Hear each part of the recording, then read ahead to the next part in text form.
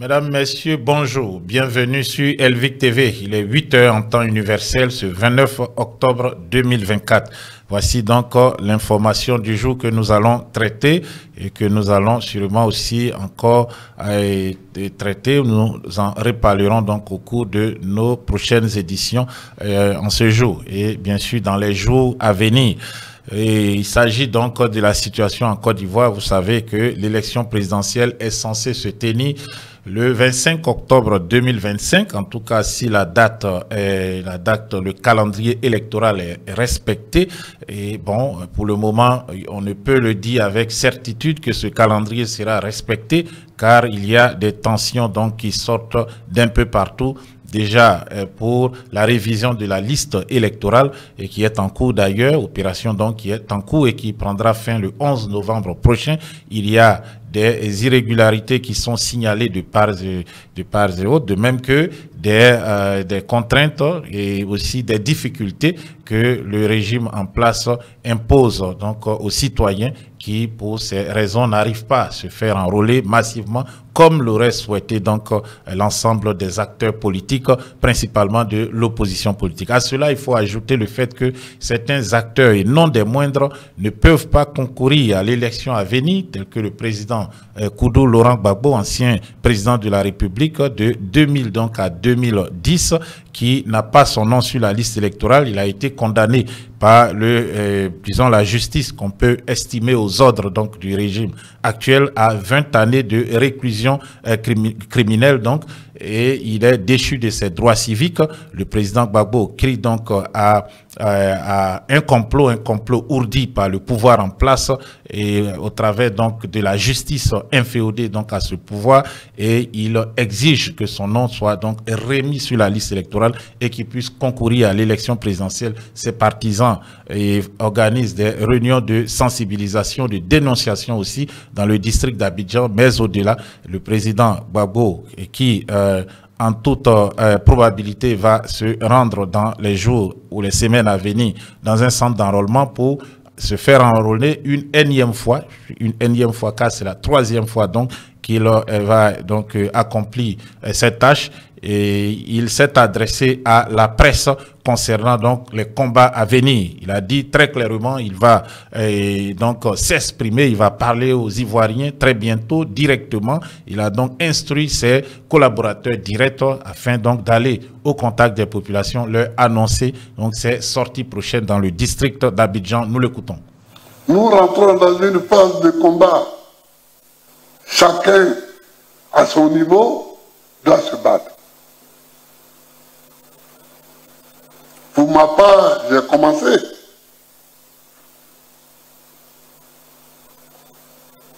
Je me bats intellectuellement,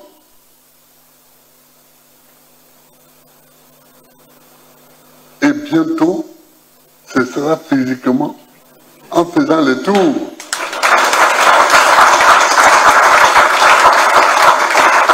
J'ai déjà demandé à mon entourage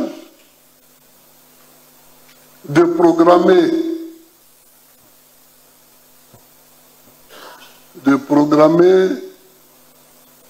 les tournées que je vais faire, les rencontres, les meetings que nous allons faire. Mais il faut se battre. Et comme je l'ai dit, moi, je suis dévoué corps et âme à la bataille. On n'a jamais fini de se battre. Vous voyez, en 91, on a proclamé le multipartisme en 90. J'avais produit des ouvrages quand j'étais en exil. Mais en 90, le multipartisme est proclamé et le premier ouvrage que je produis s'intitule « Agir pour les libertés ».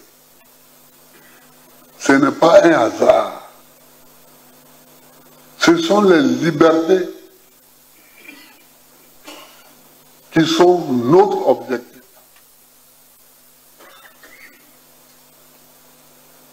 Ce sont les libertés qui sont notre objectif.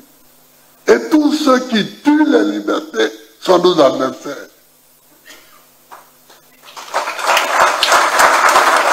Tous ceux qui tuent les libertés, ne l'oubliez jamais, ce sont nos adversaires.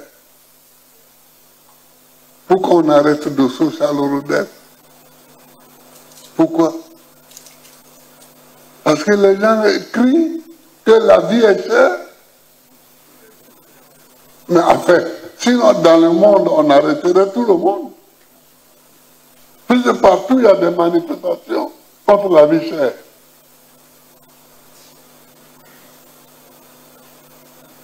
Il n'y a pas eu de casse, il n'y a pas eu de bagarre, il n'y a rien, c'était même un petit groupe. Ils disent on a faim. On a faim, ça amène en prison. On a faim.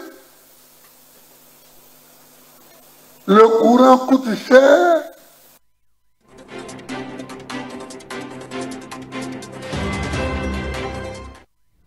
Le président Laurent Gbagbo annonce donc les couleurs pour les semaines à venir dans toute la Côte d'Ivoire, mais principalement dans le district donc d'Abidjan, afin de sensibiliser les populations sur les dangers réels donc de la dictature qui est en train donc de s'étendre en Côte d'Ivoire et qui risque donc de remettre en cause toutes ces années de lutte donc pour les libertés individuelles en Côte d'Ivoire.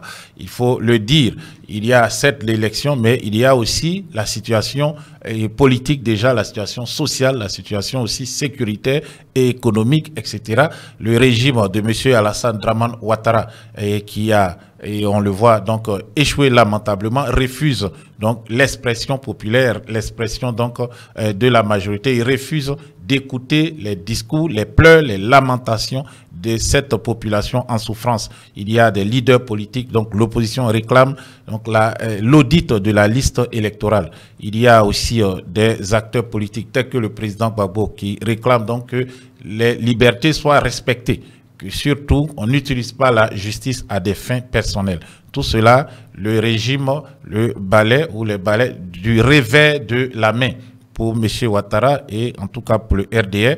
L'important c'est, bon, selon eux, la croissance économique, mais aussi la stabilité. La stabilité. Sinon, bon, pour eux, bonjour le chaos, il n'y aura pas de chaos, même si nous devons donc appliquer une dictature. Alors, que se passera-t-il donc? Est-ce que l'élection présidentielle de 2025 n'est pas à ce stade menacée?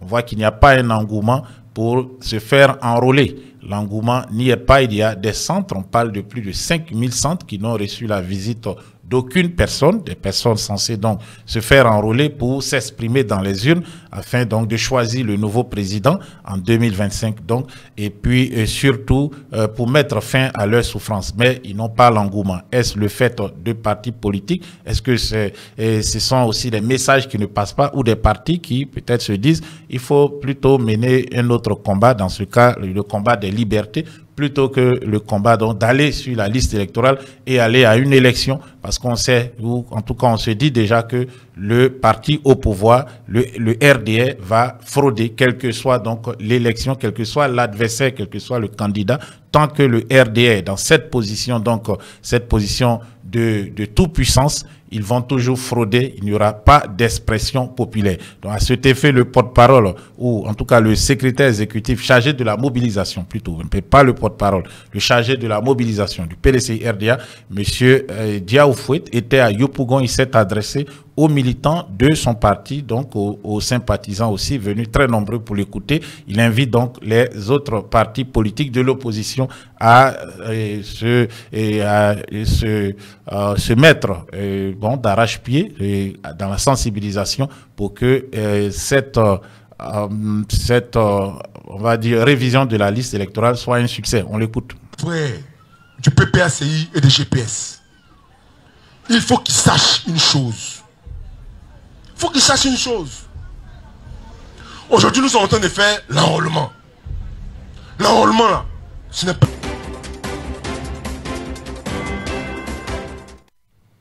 Voilà, donc vous avez écouté le message donc de l'honorable Diao Fouette, c'était à Yopougon où il invite les partisans, sympathisants des autres leaders de l'opposition politique à rejoindre donc le PDCI-RDA sur le terrain.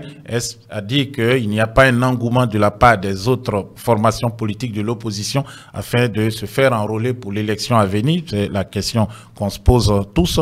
Mais il faut le dire, le président Gbagbo annonce donc des mobilisations dans Abidjan. Il a dit le combat sera physique et il va lui-même animer des meetings pour sensibiliser encore plus ses partisans et à se battre pour les libertés. Est-ce un retour en arrière? Au début des années 90, on s'en souvient, l'opposant politique Laurent Gbagbo, rentré d'exil 2 ans plus tôt en 1988, donc, était dans les rues avec ses partisans pour exiger du président Félix Houphouët-Boigny que la démocratie soit réinstaurée en Côte d'Ivoire, car il faut se souvenir, il y avait le multipartisme à l'indépendance dans les années 60 et ensuite sont passés au parti unique. Donc le FPI le réclamait avec d'autres acteurs politiques de l'opposition et finalement le multipartisme a été réintroduit en Côte d'Ivoire en avril 1990. Et ça dit qu'il y a eu un recul démocratique énorme en Côte d'Ivoire pour que le président, plus de 30 ans après, retourne dans les rues avec ses partisans pour exiger donc que les libertés, surtout la démocratie, soient donc respectées, soit de retour dans cette terre, sur cette terre, de Berny. Est-ce qu'Alassane Dramane Ouattara entendra-t-il ces messages ou, comme le pharaon, il va toujours continuer d'endurcir son cœur?